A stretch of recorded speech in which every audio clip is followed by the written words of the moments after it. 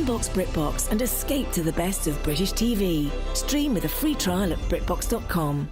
Okay, everyone, gather round. It's time for corny jokes about passing the torch. The team at Kirian's Welding was fused together solid. Thanks for all the late nights and early shifts. But double retirements mean the crew must bond with some certified new hires. You've both gone the extra millimeter. Indeed can help them hire great people fast. I need Indeed. Indeed you do. Our hiring platform instantly connects you with quality candidates, and you can schedule and conduct virtual interviews right from the Indeed dashboard. Visit Indeed.com/credit and get $75 towards your first sponsored job. Terms and conditions apply. The Good Neighbor Network, FM 101.9 and AM 1450 Murfreesboro, FM 100.5 Smyrna, and online at WGNSradio.com. This is the Roundtable. A look at the news, views, politics, and people that are shaping Rutherford County. Good Wednesday morning. Good Wednesday morning here on WGNS, and it is a cold one in Middle Tennessee and in Rutherford County. Woke up this morning, checked my phone, and it said 4 degrees below zero. And Brian Barrett is here. Real quick, we're going to just check some weather stuff. And Brian, right now, we finally got above zero and at least heading in the right direction. And the sun is out, not a cloud in the sky, which that radiant heat will certainly help. Yeah, something's got to help. I mean, this is abnormal, isn't it? It is. Right now, the current temperature, and this will update here in the next couple of minutes, is 0. So I think we're just above 0, like you said. And overnight, the low temperatures recorded from the National Weather Service around Rutherford County were 6 degrees in Murfreesboro, as well as in Smyrna. And, 6 above or below? 8 below. 8 below. Yeah. 8 below. Okay. And 6 below in Eagleville. So. Well, I had a call from somebody living out in Milton this morning, and they said it was still cold out there. You've got a new service on Rutherford County weather. Mm-hmm. Tell folks about that. So we're at 5 degrees above now. Okay. So it's a heat wave. Rutherford weather, if you go to rutherfordwx.com or Ruco weather on all the platforms, Facebook and YouTube in particular. And the idea was to actually be able to go live during severe weather coverage. And, you know, if there were tornado warnings, be able to actually track those and things of that nature, just to give hyper-local Rutherford County information. And so we used this particular snowstorm and cold snap to put that all together. And nothing like a trial run on going live. So. By fire, for sure. Well, and of course, it looks like, Thursday night, Friday morning, where there's another wave that may be coming through. So we shall see. Warmer weather for some people, maybe. That's right. And keep an eye. I'm supposed to be on a flight with the MTSU basketball team today going west, and keep checking FlightAware and in the American Airlines app to see if we're going to be able to get out of here today. So far, so good. Knock on wood. We'll see. All right, time to head north of the border up to Lexington, Kentucky, and visit with a really good friend, and now I can say he is a friend and author, Nick Rowe. And Nick, is it as cold in Lexington as it is here in Murfreesboro? Absolutely. It's still below zero. I'm telling you, Chip, we're not quite used to this in the southern part of the U.S. Oh, not at all. Not at all. Now, in Kentucky, Nick is known as the former CEO of Kentucky American Water. In Murfreesboro, he's known as Ebony Rowe's dad, and that is his official title. And those of you who followed Middle Tennessee women's basketball, Ebony Rowe is one of the all-time greats who, hard to believe she's been out of school almost 10 years. And but you made the trip up and down from Lexington to Murfreesboro a lot of times in your career. Yeah, I think me and my wife could do that almost blindfolded, Chip. Over those 4 years of traveling to see the Middle Tennessee women play, I was still working then, so I was flying in and out of the Nashville airport, back in on a weekend, seeing her play on Saturday or Sunday, whatever, fly back out Sunday night or Monday morning. So it was kind of crazy. Yep, and she's doing great now. Give folks an update on what she's doing, because she, after graduating from middle, went to Georgia Tech. Is that right? Yeah. She graduated in 14, and she had. It seemed like can't believe it's 10 years ago. Chip, I got the call from Bill Laimbeer, former Detroit Piston, who was general manager for the New York Liberty at that time, the WNBA, and wanted Ebony to come to tryouts and play for him. And she didn't even know who Bill Laimbeer was. It's a generational gap between me and her. And she decided not to do that. She went to Georgia Tech, graduated with a master's in engineering, met her current husband there, who was working on his doctorate in engineering, and they both live in Scottsdale, Arizona now. So she works for Collins Aerospace as a manager in Scottsdale. Well, and after you agreed to come on, I tried to set her up to come on here and surprise you today, but she had to work overnight last night. She's down on a project down in South Carolina, and she said, normally I would, but I'm going to be sleeping. She said, but I appreciate it, but she's doing great. Yeah, she's in Charleston. She was home for the weekend from a book signing, and right. She flew to Charleston. She's out all night working on a Boeing project that she's involved in. I'll tell you a little piece of trivia. You talked about Bill Laimbeer calling her. Bill Laimbeer actually played a couple of games in Murphy Center. Is that right? During his college career, when he was with Notre Dame, they played in the 1979 NCAA Mid-East Regional that happened to be right here in Murfreesboro. So he had been here. So it's funny how you can always connect the dots, right? It comes full circle, everything, doesn't it? It does. Reason Nick's on, besides just being a great guy, is he has a new book out, and it's called The Goodwill Jar, Reflections on Leadership and Legacy. And here for the better part of this hour, we want to talk about leadership and management skills and relationships and things like that. And I've been fortunate to have several friends who have written books. And one of my first questions is always, what motivated you to all of a sudden think, okay, I want to put these thoughts that are in my head on paper? What was it for you? What was the motivating factor? Yeah, I had worked, Chip, in corporate America for 4 decades, for 40 years, and had worked for CSX Railroad Corporation for years as a young engineer. And then with American Water, I moved my family all around the country because American Water was the largest publicly traded water and wastewater utility in the United States. So I've moved all around the country. And the one thing that I thought when I retired was, why can't I share those lessons learned with the next generation? And the book is really about servant leadership.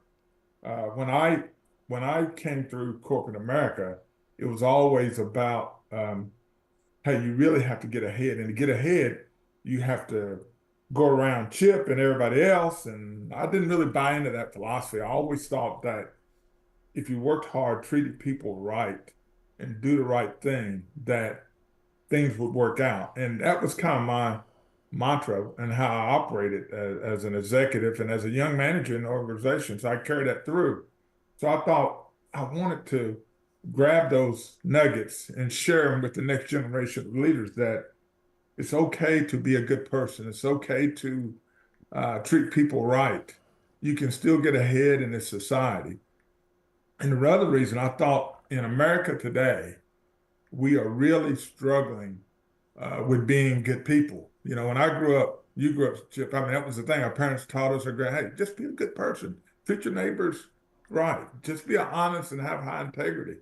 And somewhere along the way, we lost a little bit of that. And I wanted the next generation leaders to say, hey, focus on the positive and the good. There's a lot of good people in this world. Well, one of the things you talk about is that your or anybody's servant leadership skills don't begin when they start work, that they begin as they grow up and the way that they're raised by their parents, which the real world example right here is Ebony Rowe is my friend, and I see her, and there is no question of why she is as successful as she is and is going to be. It's because of you and Tyra giving those lessons early, and I think planting those seeds is something that I think from a parenting standpoint, people have gotten away from some. Well, you're spot on, Chip. And I talk about that in the book. The first chapter is about foundational values, and that, we grew up in Bowling Green, Kentucky, me and Tyra, and very humble beginnings. But our parents taught us to do right, have integrity, work hard, be honest, old school values. And as our job as parents, and I think our generation as the baby boomers, and is to hand as much of that down to our kids. And I hope we've done that with Ebony and her sister Dominique, who's also an engineer, as you know, and let them be good people. Because here's the thing I talk about in the book, Chip, and it's really how life is for all of us. Your legacy starts by the moment you start and enter school. And the book goes through elementary school all the way through becoming an executive. And it's not really about me, it's about all of us and how we can really impact this world. So the book's not really about me, it's really about the experiences and how you carry those foundational values all the way through. And I think sometimes as we move up in position of corporate America, we forget about our values, because you start making so much money, or you become successful, whatever we want to define success as, and we forget about what's really important. And here's the thing I learned after working 40 years in corporate America. I got all these emails and messages when I retired. I mean, from all around the country, because we had moved in, we lived in Virginia, West Virginia, we lived in Missouri, and different states. And not one of those messages talked about, hey, did you build that new house on the golf course? Hey, what was your title 20 years ago? Nobody cares. But let me tell you, the messages came in like, hey, 20 years ago, my wife had cancer. You hugged me at a water treatment plant back in 19, so I don't even remember the person. So my point is, people remember how we treat them in this life. And it doesn't matter what job you have. Your legacy is built over time and about how you treated people. And the Goodwill jar talks about the fact that let's put something in a Goodwill jar. And that concept, Chip, came about because when we were raising our daughters, we had a jar up on the counter. And Tyra would say, hey, this is our Goodwill jar. So Ebony, hey, good soccer goal today. We put some in a Goodwill jar. Hey, Dominique, made a great grade and so and so. Hey, Dad, you did a good job on this. Mom, great meal today. So we put some in that Goodwill jar. So I kind of carried that on through my work life and trying to be a good steward for the organization, for my peers, for my subordinates. But it works in your marriage. And Tyra and I are high school sweethearts. We've been married 41 years. And try to put some of my Goodwill jar with my marriage, with my neighbors, with my church friends, with whoever I meet. Because there's going to be a time when you got to take something out of the Goodwill jar, especially if you're married, or have a partner, whatever the case may be. Because Saturday morning, I like to play golf with the guys in the neighborhood every Saturday, and Sunday after church. So, I got a little goodwill with Tyra, so she never says a word, because I'm the same guy saying, we're going to dinner Saturday night, or we're going to do this after church, or what are we going to do? So I think the whole life is not as hard as we're making it right now, Chip. And we've made it really hard, and our society has gotten away. As you started this conversation, is the foundational values don't ever change. That's right. When you look back, what do you think what's the first foundational value lesson you learned from your parents? What sticks out in your head as something that was really on point back when you were a child? Yeah, character. It was always around our character. And like I said, we didn't have a lot of material things. Remember at that time, I talked about in school, at that time, we were living in a time where integration and segregation. So I was going to a school way across town because, segregation. And then first and second grade, and the third grade, I was going to a school right around the corner from me with the integration. So, but through that process, there was never any bitterness or hate in our house. It was always about love and about character. And I can remember my dad lining up my brothers and my sisters, said, "Hey, you better never take anything from anybody. You're going to work hard for everything you got. You're going to treat people right." And we're like, "Dad, I mean, gosh, it's really pretty tough. We don't have a lot of material things here. Yeah, I know, but we're going to work for what we get. You're never going to." So I think that high character started at an early age, and I give my parents credit for that. So the lesson in that to me is it doesn't matter where you start, it's where you finish. And that's so important. You hear stories of like Jackie Robinson when he did what he did, things like that, that he felt like he had to go above and beyond from a character standpoint, that kind of thing. Do you felt like, because we all grew up in that era, and you being African American and coming from that family, do you feel like your dad had that same attitude, that you guys didn't have to just be the standard, you had to be above the standard? Yeah, I think that's true, Chip. And Dad and Mom really wanted one of us to be the first college graduate, and I happen to be that person, and I want to do that. And we came full circle because when I graduated from Bowling Green High years ago, I became the first African-American valedictorian. And of all the trophies and awards and all that stuff that we got, I'm still pretty proud of that because that was a milestone. And I came full circle to become valedictorian of a school that had something like 1,700 students, 400 something in my class. I was number one at the school that I wasn't able to attend in the first and second grade. Wow. So yeah, I think again, I'm pretty proud of that, just because it shows you that if you can stay focused and just be a good person. And I truly believe as you lead an organization or whatever your job is at a university, I don't care what you do, treat people the same. The same guys that comes out every Friday morning that pick up my trash on the curb are good people. I'm no better than they are. We both are trying to do the same thing, take care of our families. And once you kind of get that in your mindset, that you're no better than anybody else, just try to make this world a little bit better. All right. Nick Rowe is our guest today. The book is The Goodwill Jar, Reflections on Leadership and Legacy. It is available on Kindle and paperback on Amazon right now. We're going to take a break and more with Nick Rowe after this, here on the Wednesday Roundtable on WGNS. Hi, this is Chip Walters with Exit Realty Bob Lamb & Associates. You might know me as the voice of the Blue Raiders, but I want to be your trusted advisor in real estate. Whether you're buying or selling, it's time to choose Chip. Do you have a growing family and need to upsize? Are you an empty nester now and need to downsize? Are you thinking of selling your current home but just worried you can't find something else? Well, it's time to choose Chip. I'm looking to be your trusted advisor in real estate. I'm Chip Walters with Exit Realty Bob Lamb & Associates. Getting the kids to practice on time. Remembering if it's your day to bring snacks. Making it to the game with a clean jersey. Why are simple things sometimes so complicated?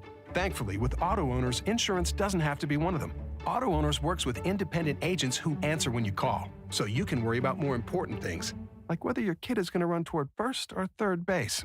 That's simple human sense. Rayburn Insurance in Smyrna. Come see me, Rick Hall, at Rayburn Insurance in downtown Smyrna today. Online at rayburn.net. Hey, it's Scott. When it comes to health, there are numbers that every man needs to know, including your testosterone number. I recommend Low T Center, where they make it quick and easy to get your levels checked, and it's only $25. You walk in, take a simple blood test, and with their on-site lab, you'll get your results in about 25 minutes. Low T levels can make you feel tired and grumpy. They can cause a lack of motivation and drive. It can raise your cholesterol, cause weight gain, and loss of muscle mass. Go to lowtcenter.com right now to book your appointment online. Low T Center, reinventing men's healthcare.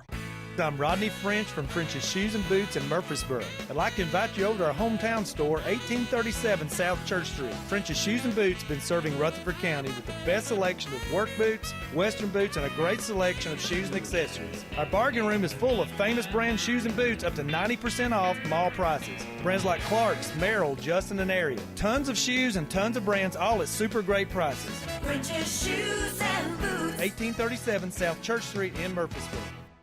There are many reasons people select Adam's Place. We went to see 7 different places. And he asked his kids, okay, where do you think we should go?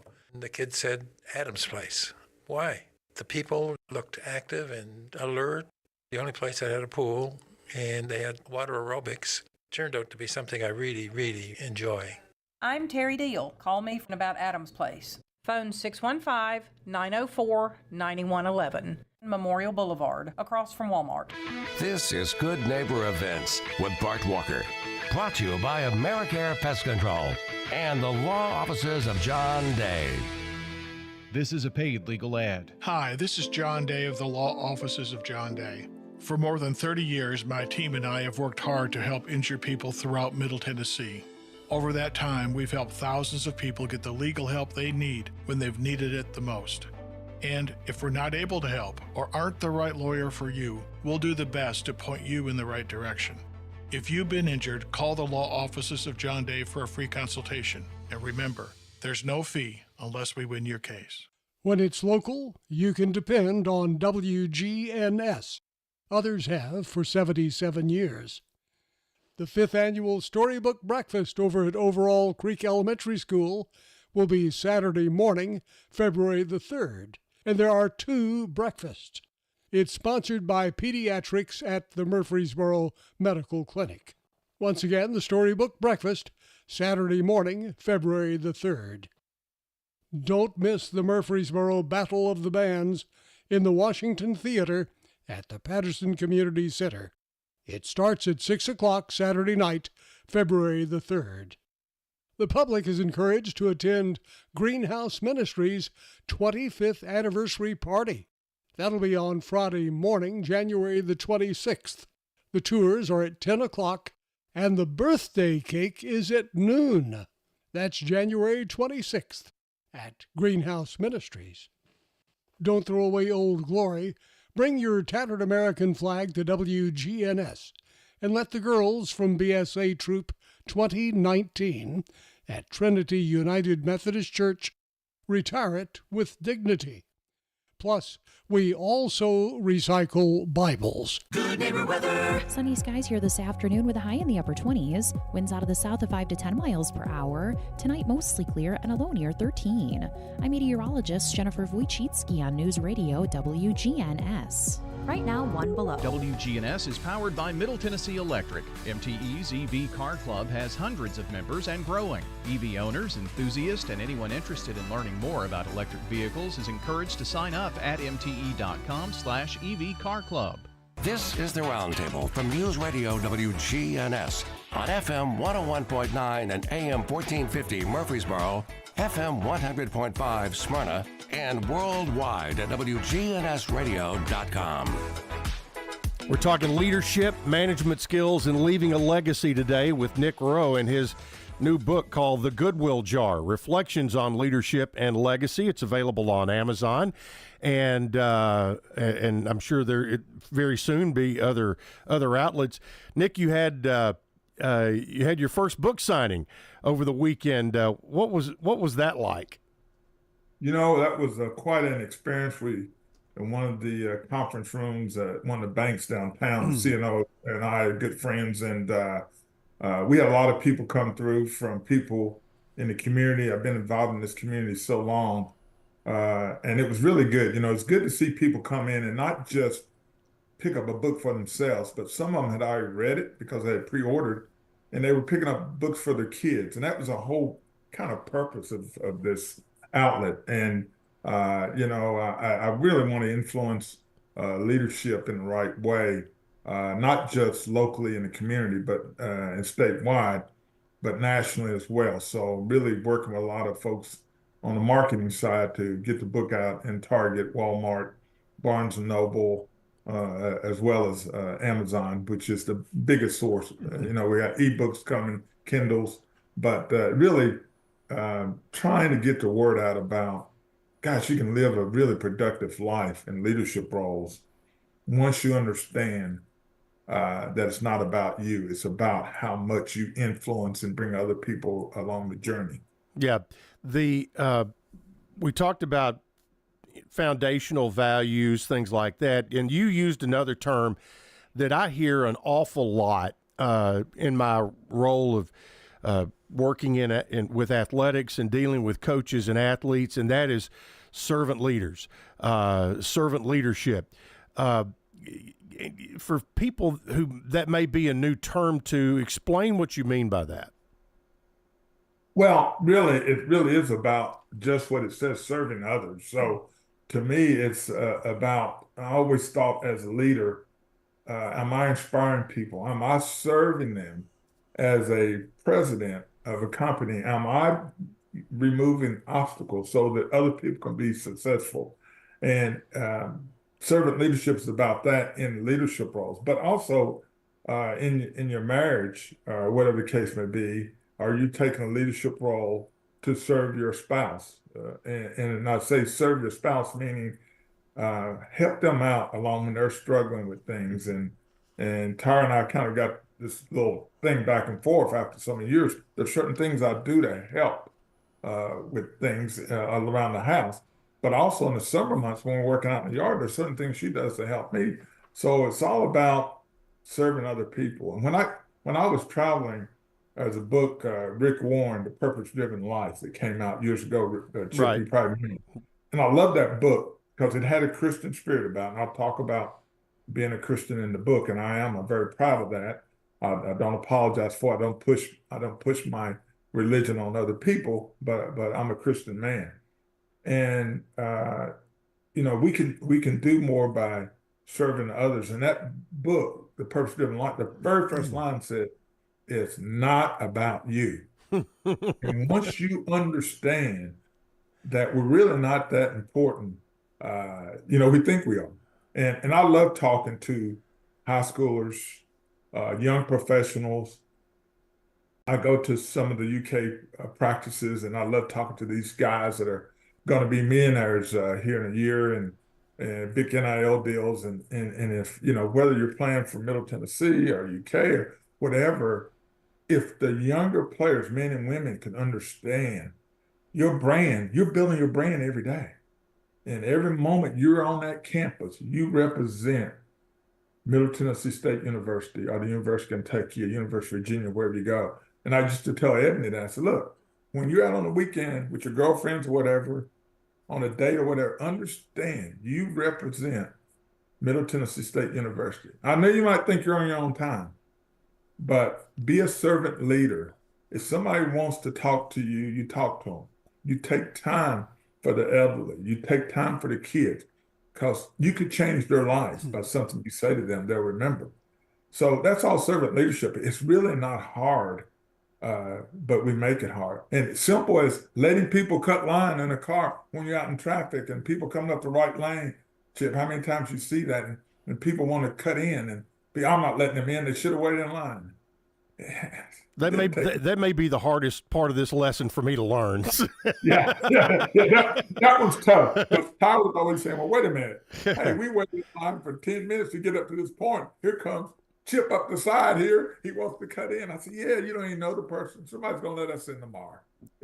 And that's the goodwill jar about servant leadership. There's no scorekeeping.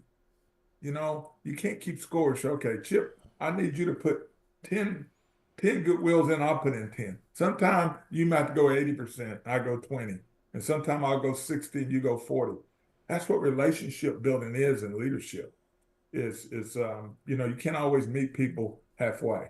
Yeah, and it is just the opposite of those bosses out there who are the do as I say, not as I do kind of bosses. And you look around from a small business to a large corporation, those businesses that have leaders in them that are engaged in in the lives of their employees in a manner in which you're talking and leading them in a good way, and taking that extra. I mean, it doesn't take 10 seconds to engage with someone that makes a lifetime memory. You talked about getting a card from someone who you dealt with 20 years ago.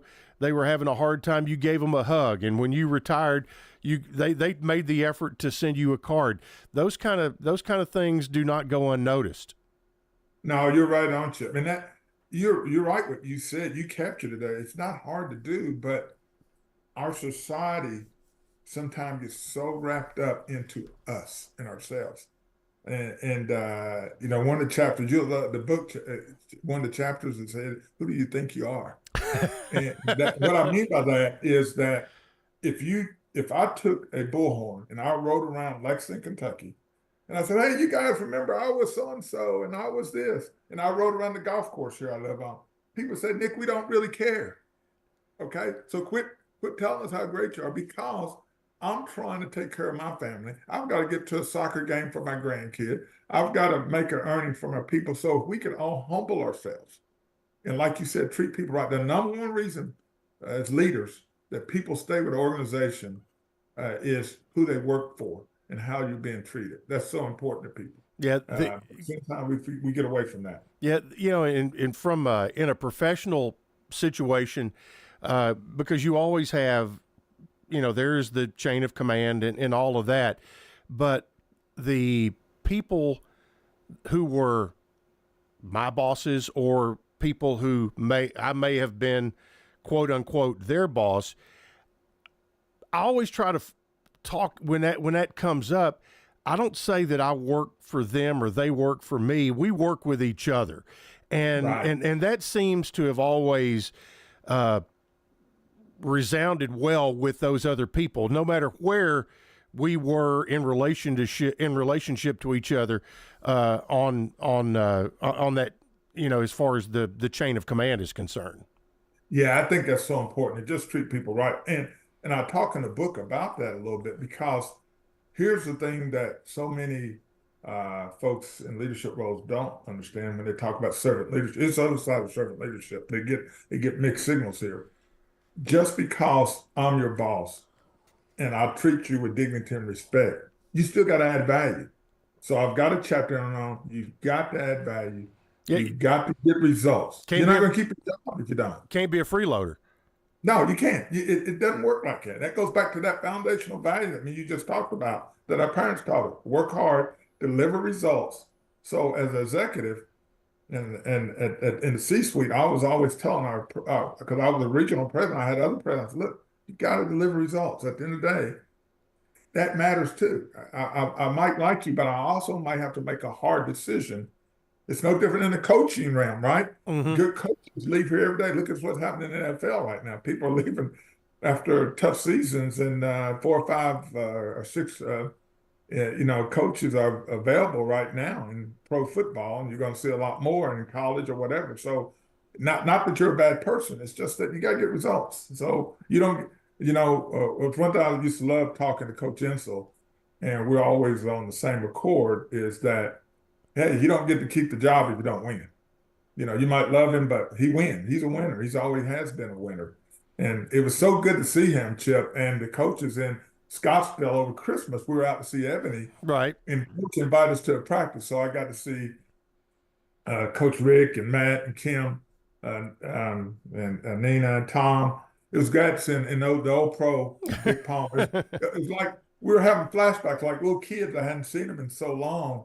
But that's middle's a winning program in women's basketball, but Coach never deviated from that. And that's the same thing in America. You got to do a good job. In your job every day that you do, you have to be good at it.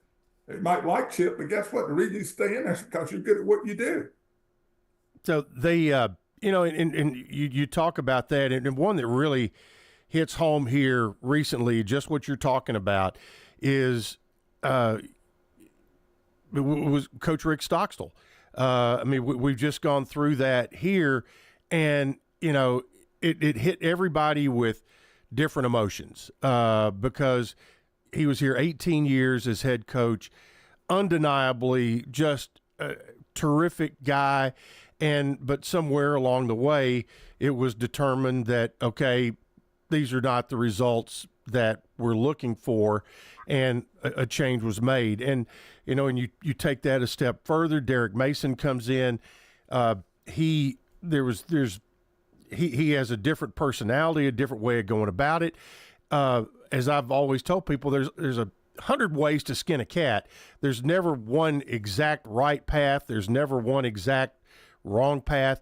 And it's all about continuing to be effective and deliver those results back. And there's no denying that Coach Stock put out great guys, great individuals who are going to be great leaders on their own. And that will continue under a new regime. But, in a position like that, it's so visible that it hits everybody with different emotions, and it takes a little while to get over when those kind of changes and hard discussions are being made. Well, that's a great example, because I've been reading a little bit about what the community has been going through there with Coach Stock and the great years he gave the university, and people remember him for that. But change happens, It's like organizations move on. And sometimes change is good. Like when I retired, it's good for a new leader to take over and change maybe some of the things I did. I'm comfortable in my own skin and my legacy. And I think it's hard, though, because us fans want it both ways. Oh, yeah. Chip. We want to win at everything, but don't upset the apple cart. But I want to win, too. Yeah. So sometimes, you got to. It's not that we do anything wrong. Sometimes it's time for a change, and those things happen. And I know that's been difficult for the community to try to weigh in on both sides of that. And that's really just part of the tough process about getting results. Yeah, same thing going on in Nashville with, obviously with Mike Vrabel being let go. So that's all going to play itself out as well. We need to get another break in and head back with our final segment as this hour flying by with Nick Rowe. He is the author of the new book, The Goodwill Jar, Reflections on Leadership and Legacy. It is now available on Amazon in both Kindle and paperback. Give it a read. Good time to do it. You're stuck in the house today. Go ahead and order it and read it on your Kindle. Talk to you in a minute right here on the Roundtable.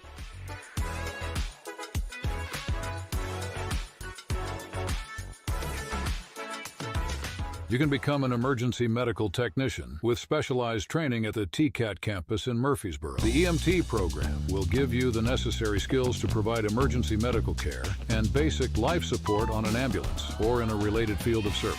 TCAT class schedules are perfect for my job because my classes are on Monday, Tuesday, and Thursday from 4:30 in the afternoon until 9. The EMT program at the Tennessee College of Applied Technology in Murfreesboro. Learn more at tcatmurfreesboro.edu. Shopping small is a way of supporting the people who live around you. We must keep small businesses healthy in order to keep our economy strong. In this new year, will you choose to support your local business owner in the historic downtown? Make your dining plans at one of the many downtown restaurants and coffee shops. Needing a service? Look downtown for help. Downtown Murfreesboro has everything you need for the new year. Shop small and support your local downtown businesses in 2024. This Shop Local reminder is brought to you by Main Street Murfreesboro. This is Kim Dunaway from Sunshine Nutrition Center. You hear me on Monday mornings at 7:20 talking about how to lead a healthier lifestyle. We carry supplements, personal care, and grocery items at both our Murfreesboro and Smyrna locations, family owned and operated since 1989. Here at Bud's Tire, we make buying Michelin tires simpler.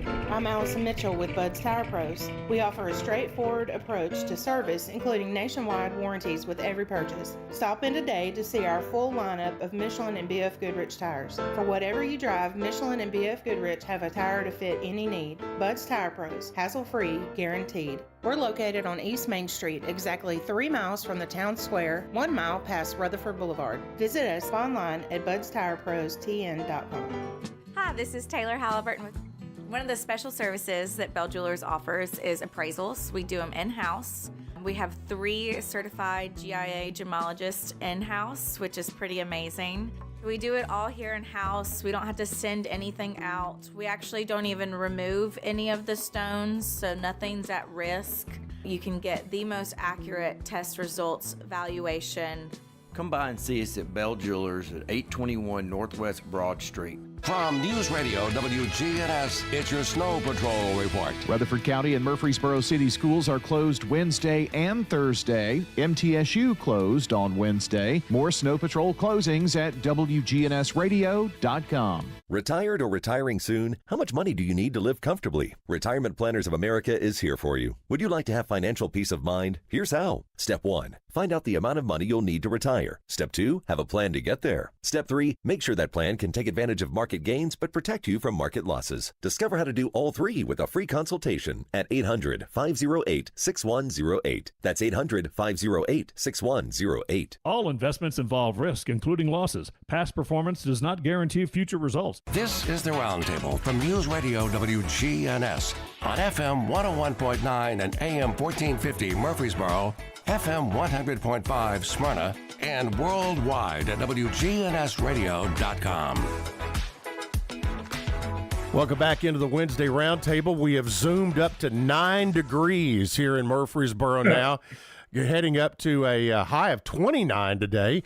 And Nick Rowe is our guest. He is the author of The Goodwill Jar, Reflections on Leadership and Legacy, available on Amazon. And you don't have to be the boss of your office or whatever. This is a terrific book to read, no matter where you are in life, both professionally and personally. And as Nick mentioned, this all started on their kitchen counter with their own Goodwill Jar. As you wrote this book, what did the process of writing it reveal to yourself about yourself? Yeah, well, first of all, Chip, we're ahead of you. We're zooming up to a nice 11 degrees here in Kentucky, but I'm freezing too. But I think the book, if you've ever written a book, it's a very emotional process, and it's a humbling experience. And I guess what it revealed to me more than anything is how blessed I've been. I'm a blessed man. I think about when you start reflecting back in your elementary school and high school, and all of us need to kind of self-reflect a little bit, and we look back and think about how many of our friends have gone, right, have passed for some reason, and why are we still here and get to tell the story? So for me, it just kind of reflected on my life cycle, and I'm a blessed person to be still married to my high school sweetheart, to have 2 wonderful daughters and 2 good son-in-laws and family and friends all around as we move around the country, how many people we know and have touched. And it's just a humbling experience to know that we all need to take time to pause a moment and give the good Lord thanks for keeping us with his grace and mercy. Yeah.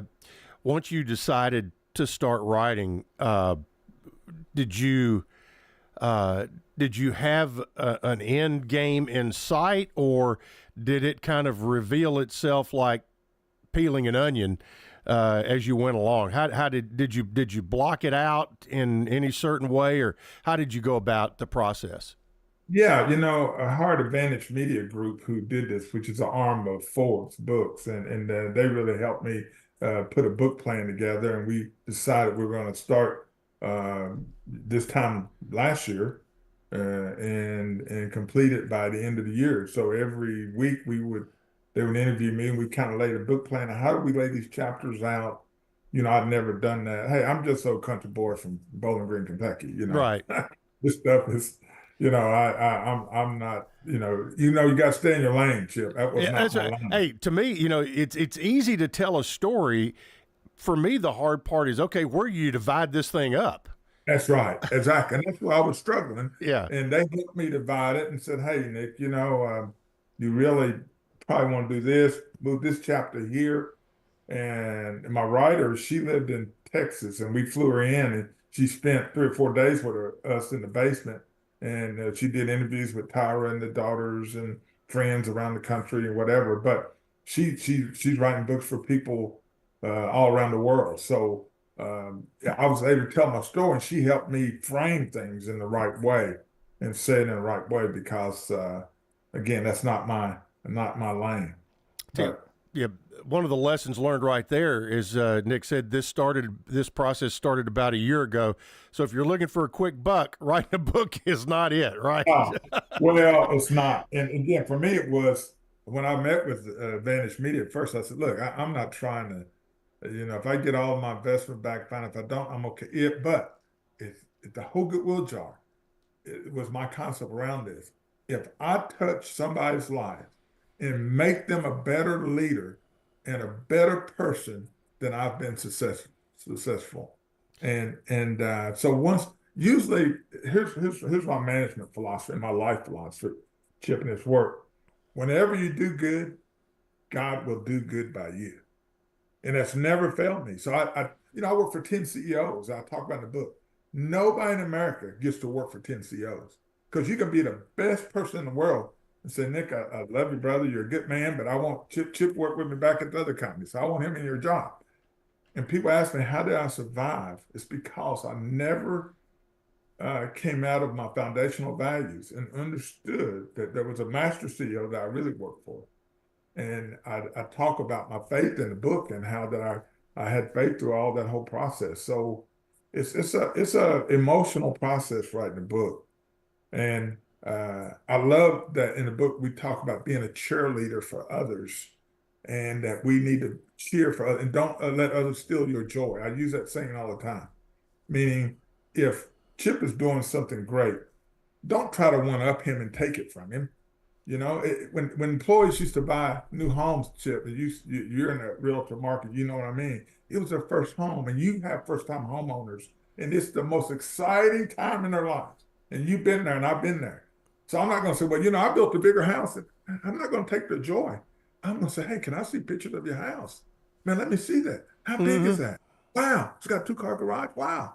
So I'm going to make a big deal out of it for employees. So leaders, we have to do that. Don't try to one-up people. Because there's somebody that always can one up us. So I try to teach our kids and young adults and young leaders today, just be in your element. Don't take others' joy. So one of the chapters, don't steal others' joy as a leader. Try to let them have their moment and be a cheerleader for them. There's a great line that fits, and I've seen many coaches use this.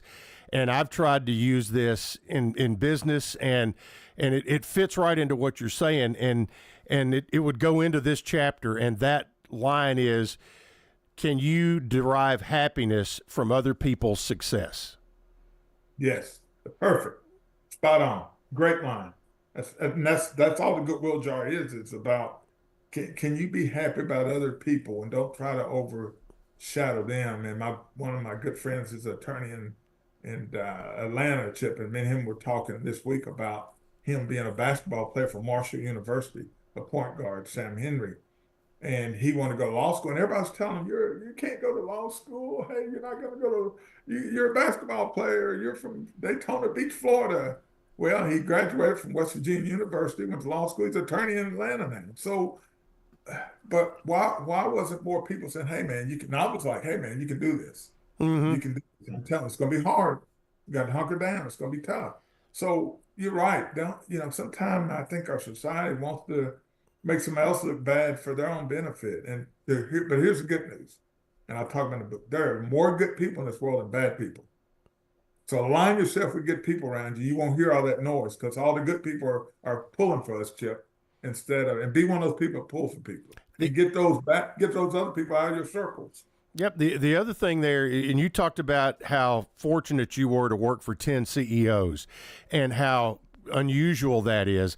And a lot of times people would think, okay, if Nick worked for 10 CEOs, then he's having to change course all the time. It's just the opposite. You were true to yourself. And I think when you have foundational values, you can remain true to yourself and it's all going to work out no matter how many CEOs or coaches or bosses or whatever you work for. Well, you're right on. And let me use the Middle Tennessee example because I had chances to take the CEO of the company. But guess what? I wouldn't have been able to go to 120-something of Ebony's games, start 131 games. Well, our CEO knew that I'd be in my laptop driving around on a conference call with the C-suite, and Tyler would be driving. We're on the way to Murfreesboro or Alabama, wherever we were going to. And he said, "What the heck are you doing down there? Ebony must have a game tonight." I said, "Yeah, we're playing down in Alabama, where we were playing." And he's like, "Okay." But I had done my homework the night before. I knew what we were going to talk about. I gave him my opinion. I told him where we were as an organization. So I still added value, but I never compromised my value because I was going, they knew, the company knew he's either going to do one or two things. You're going to allow him to go to those games, or he's probably going to go work for somewhere else. So in the book, I talk about work-life balance because we all own our work-life balance as leaders. If you went on an organization, no matter who you work for, to have work-life balance, you'll never have it because there's more work than we got time for. So we got to take personal ownership. I always took my own personal ownership of my life. Yep. Now we got about 4 minutes left. When as you work through the process of writing this book, and you were getting updates along the way, but there's still never anything quite like the day that you get a box in the mail, and all of a sudden there it is in black and white. What was that emotion that went through you? Because you've done a lot of things in your life and had a lot of successes, both professionally and personally, but there is something that's tangible and a record of your thoughts and what you've done in your life. As emotional as the process putting it together was, that had to be an emotional moment when you got out the box cutter and opened up that Amazon box. Chip, you must be in my mind or something. That's exactly how it played out. I can remember living on the front porch, and we got the box, and we opened that box, like you said, with a box cutter, and I got my book, and I was like, "What? We did it. It's actually going to happen." And I thought, man, this is emotional, but it's a legacy that I can leave for my daughters and for other future leaders that may influence and shape their lives. So it was an emotional process. Like, gosh, it really has happened, and it's we're gonna make a difference. So I can add to our legacy of success, and I measure success a little bit different from a lot of people. It's really, to me, about how much you've given, not how much you take. And there's a lot of takers in the world. We need more givers right now. And can we make our company better? Can we make our society better? Can we make our community better? And everywhere we've been, I used to tell Ebony when she was at Middle Tennessee as a freshman, I said, "Look, here's your measuring stick. Is Middle Tennessee better when you leave than they were when you came? Is the community better? Have you helped out in the community? If they're not better, I don't care what happens with the WNBA or anything else, you failed. Have you made friends? Have you influenced people's lives? Kids' lives, seniors' lives, fans' lives. If you've done that, you've been a success. If you haven't, it doesn't really matter. You've got to make your community better. So that's the measuring stick." And people write books for a lot of reasons, and you leave this as your leadership legacy and all of that. But I just got to know that the driving forces for you to do this were the only two people you really want to make sure read this are Ebony and Dominique. Yeah, and they both have, thank God. And they're both quoted in the book quite a bit. They tell stories about no excuses. It's those foundational values handed down. No excuses, Yep. So, what's the process now? You've got it out. It's in paperback. Amazon says it's available in Kindle. Are you going to be doing more book signings, or you got any other interviews scheduled? How's that going? Yeah, I've got a couple more interviews scheduled, and I haven't marketed myself as much as I should, but I've got a national marketing. People have marketed it nationally, so I'm sure I'll be doing some engagements in communities and events. And nationally, I'm flying to Texas in March to speak to some executive team with a company. The CEO that's given each one of the books. I'm going to sign each one of them. But I was over at a church across town the other day speaking to high schoolers and 50 young men in there, and I signed some books for them. So yeah, that's what it's all about. Making our world a little bit better. So is American Water going to bring you back to their national conference and let you talk? They haven't offered me that yet, but I would do that. But you know what, Chip? It might cost a little bit to do that right now. Oh, yeah, that's exactly right. Well, our time has flown by here today, and but it's such a thrill and to get to catch back up with you, and and really, I just happened to see last week, just a picture of you at a book signing, and I immediately just dropped you a message on Facebook to say, hey, do you mind doing this? And it worked out, and I can't wait to get my copy and read this. This is going to be a great road trip book for me to write on planes and buses and that kind of thing. And I know I'll be better for reading it, and I'm sure everybody else will also. Chip, thanks for having me, and seeing your MT logo there. Thanks for giving me a chance to engage again with all our friends and colleagues that we met at Murfreesboro during our 4 years there. It just seems like family. When I see that logo, it's kind of like I'm back home. I'm in a safe space. So thanks for having me today, and glad to do it. And stay warm, my friend. You too. Tell Tyra I said hello, and both the girls, and we'll talk to you soon. Okay. All the best, my friend. All right. Nick Rowe has been our guest today. You can find his book, The Goodwill Jar, Reflections on Leadership and Legacy, on Amazon right now. Brian Barrett's coming up next. Stay warm, folks. We'll be back with you again next week on the Roundtable here on WGNS.